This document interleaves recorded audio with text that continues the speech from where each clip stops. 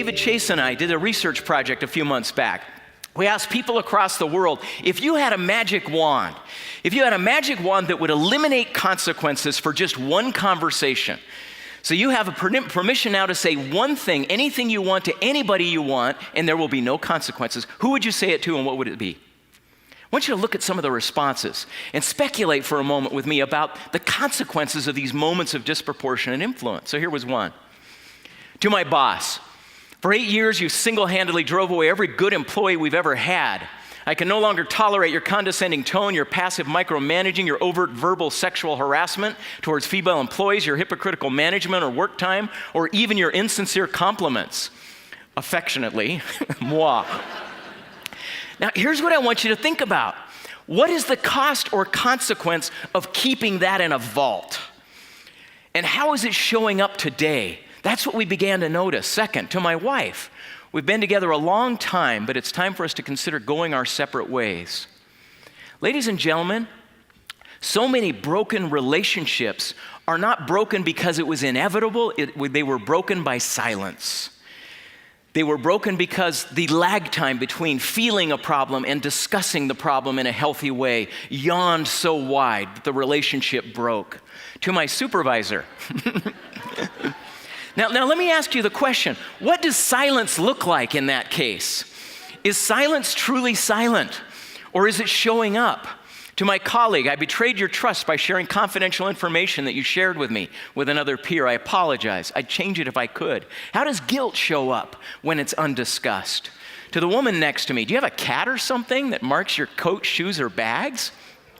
There's a really bad odor from you in your desk. It's very nauseating and offensive to me. Now that's a sensitive issue to put on the table, but let's ask ourselves, what is the cost of silence and how is it showing up? The principle that we found over time, the reason these moments have such disproportionate influence is because you and I don't get to vote on how they affect relationships. If you don't talk it out, what do? You act it out.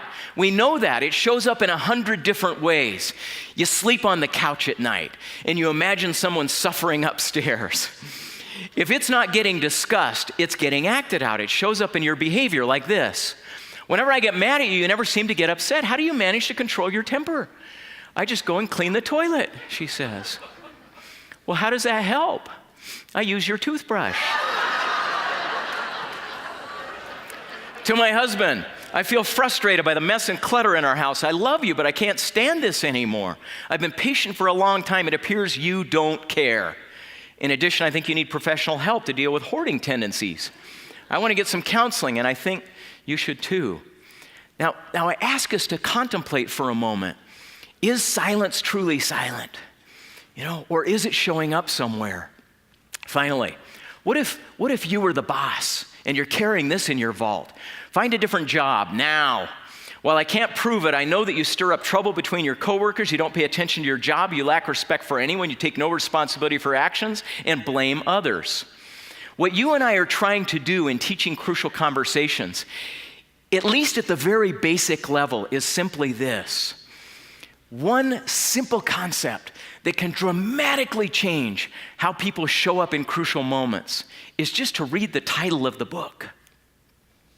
Because it causes us to do this, to start for once calculating the costs of silence, for once realizing silence isn't truly silent, to just carefully and thoughtfully list what are the costs right now, how is it showing up, and what is the default future if this continues to go undiscussed. That's what you and I are doing in the world. What we're trying to help people do is take a more mental, conscious calculus of the real costs of the decisions they're currently making.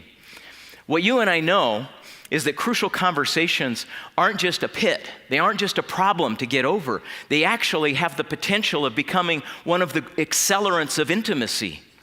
Crucial conversations, well held, accelerate the building of trust between individuals. They not only don't damage it, they actually create a sense of connection with people that can't come most any other way. And yet, here's how we continue to look at them. The contribution you and I are trying to make to the world is to help them understand that it's the pathway to the super awesome goal, not just something that keeps us from it.